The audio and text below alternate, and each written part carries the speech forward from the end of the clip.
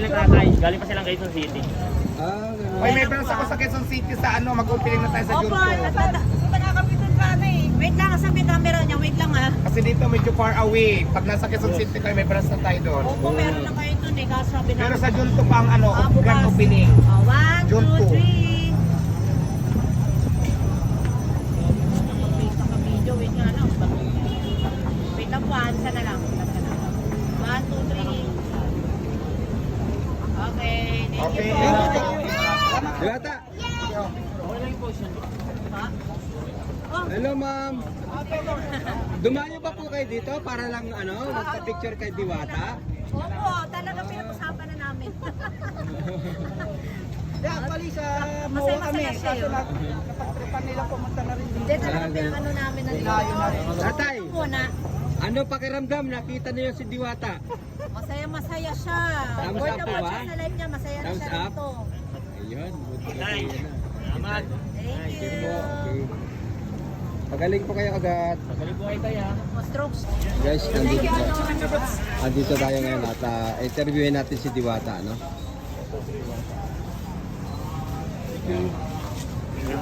Diwata. Ano yan? May napapansin kami ngayon na may construction dito sa tindahan mo. Para saan ba yung nakikita namin ginagawa? Ayan, papalitan na natin yung mga tent. Papalitan natin na mas bubong na talaga. Tapos yung floor natin, di ba, graba lang siya. Papasiminto din natin yan. So, para mas malinis na siyang tingnan, kasi di ba naumpisa na natin na mas maganda yung pwesto natin sa Quezon City. Umpisa naman natin pagandahin yung dito sa Pasay. So ngayon, bububungan na natin kasi tag-ulan na. Tapos para hindi siya maputik, papasiminto na rin natin yung baba. So kaya may ginagawa ngayon dahil inumpisa na nila gagawa ng bubong para pag dumating mo yung tag-ulan, safe pa rin yung mga customers natin na pumupunta dito para kumain. So, Ito yun. ba, maasahan ba ng mga customer mo na ito'y magiging kasing ganda nung nakita natin doon sa Quezon City? Depende yan kung papayag yung yung nagpapisto dito sa akin kung gagawin natin mas maganda. Walang problema pagandahin kasi gusto ko rin talaga mas maganda yung pisto ko. Kaya lang naman tayo hindi natin muna pinapaganda kasi nga hindi pa tayo masyadong sure sa pisto na to kung papayagan tayo ng matagal na panahon. Pero pag dumating sa point na pinayagan tayo para pagandahin to talaga ng buong gagawin natin yan. Paano nyo hahatiin yung oras nyo dito tsaka sa Quezon City? Dalawa na branch nyo. Lana lang ang katapat niyan, walang problema dyan. Isang haplas ko lang ng lana niyan, mahati ng katawan ko. Pero ano kayo? Kumbaga pag ganon-ganon kayo. Rotation. Siyempre bawat pisto natin kailangan natin puntahan at kailangan natin i-monitor. So hindi tayo mawala sa mga pisto natin. Okay. So ito, kailan ba yung grand opening ng Diwata Paris Overload Quezon City? Ayan, invited po kayong lahat. Mag-grand opening na tayo sa Junto, araw yan ng linggo. So abangan nyo yan, ipopost ko sa page ko. Yung page ko pala, Diwata Paris Overfan page. Huwag kayong maniwala sa ibang nagpo-post na hindi nagla-live kasi ang daming fake account ni Diwata. Ginagaya nila yung profile ko, tapos yung pangalan ko. Pero mga fake account sila, ginagamit na din ngayon para sa hindi maganda. Kaya mag-ingat po kayong lahat sa fake account. Ang account natin ay meron ng 1 million followers. So yan po yung legit na account natin. So pag hindi umabot ng 1 million yung followers tapos hindi siya nagla-live, ibig sabihin fake account yun. So para malinaw lang tayo. Okay, thank you very much. Ayan guys, pinakita natin at naitanong natin kay Diwata kung para saan ba at itong ginagawang bubungan na ito. So pakikita ko sa inyo guys, kagaya nga nun, sinasabi ko na ano kaya itong construction na ginagawa nga dito sa kanyang Parisan. Ayan Ayan guys. Ayan. So, ayan guys, kitang-kita naman na kagaya ng sinabi ni Diwata ay inuumpisahan niya ng pabubungan itong kanyang parisan para sa pagdating ng tag-ulan maging safe naman at stable yung kanyang mga customer na patuloy na pumupunta at kumakain dito sa kanyang parisan. Nakita niyo naman guys, di ba? Napakaganda. Napakalinis na at yun nga, ang sabi po niya ay maaring ito ipasisimento pa para maging malinis.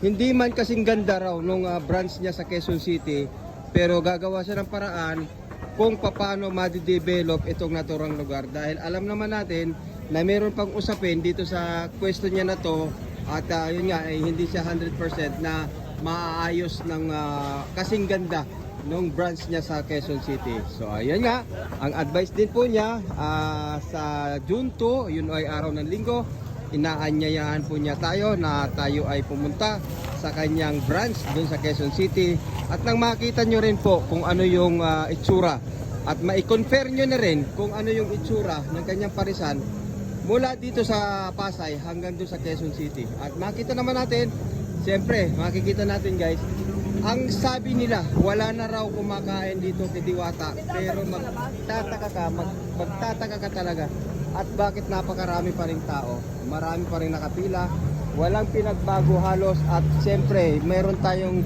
mga kababayan na yun, ayun oh, panay ang pa-picture, panay ang pa-shout out kay Diwata guys. Ayan ah, kita naman natin, di ba? Ayan, shout out guys. Ayan si Diwata at patuloy na maraming customer o followers na nagpapapicture sa kanya. At isa rin si tatay, no? Sinyat out niya kanina si Diwata. Hello po, sige po. Ayan, ingat po kayo. Ayan guys, ayan. So muli, dito sa Diwata Paris Overload, Pasay Branch. Hanggang sa muli guys, makikita natin yung ginagawa. Ayan nga, so antabayan na natin yan at imomonitor natin kung anong magiging itsura nitong parisan ni Diwata dito sa may Pasay City Branch. Shout out po, Yabagis Vlog! Ayan, tingnan natin guys yung bagong tindahan ni Diwata dahil napansin ko lang dito ngayon, no, na merong mga nagko-construction dito. Titingnan natin ano kaya itong ginagawa na pala itong tindahan ni Diwata guys. Nilalagyan na ng bubong, kino-construct na. So sa kabila ng dami ng tao ay yung mga construction boy patuloy sa kanilang paggawa. At merong i-update lang natin yung ginagawang bubong dito sa tindahan ni Diwata. Ayan o.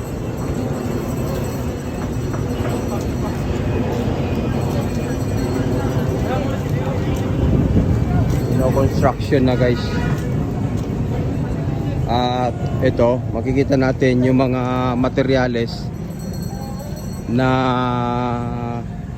gagamitin sa tindahan ni Diwata. Ito nga pala guys, oh, kompleto na. So sandali na lang magagawa na ito. Ito na. Ito yung mga materyales na gagamitin. Ayan guys.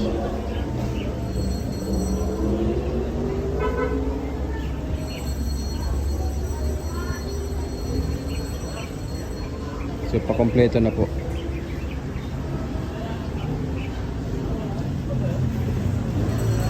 At ayun. So yan, paunti-unti na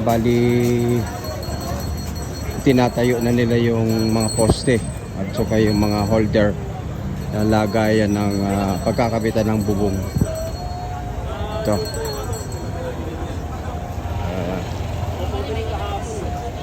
Okay na pala. Magiging stable na ang parisan ni Diwata. At unti-unti nang naging improve.